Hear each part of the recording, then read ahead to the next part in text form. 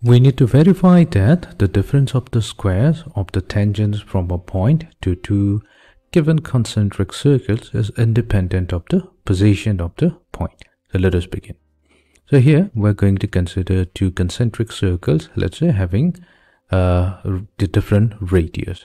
And we are going to consider a point P with the coordinate x1, y1, which is going to be external to both the two circles.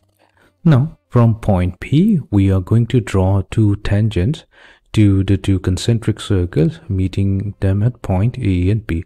So PA is tangent to the outer circle and PB is tangent to the inner circle at point A and point B respectively. So we will try to find out the length of each of the two tangents. So there is a particular formula to find out the length of a tangent given the equation of the circle and the coordinate of the point P. So let's go through that formula quickly. Let's say we have a circle centered at C with the coordinates negative g, negative f, and we have a point P with the coordinates x1, y1 external to the circle.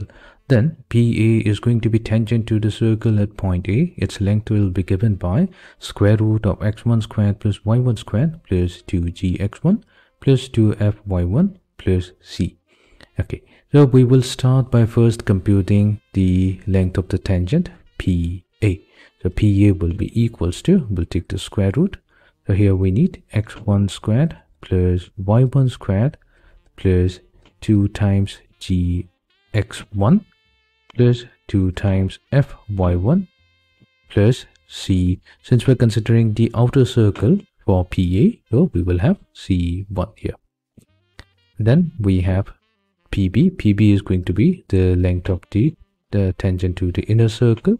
So that will be given by square root of x1 squared plus y1 squared plus 2gx1 plus 2fy1 plus c2.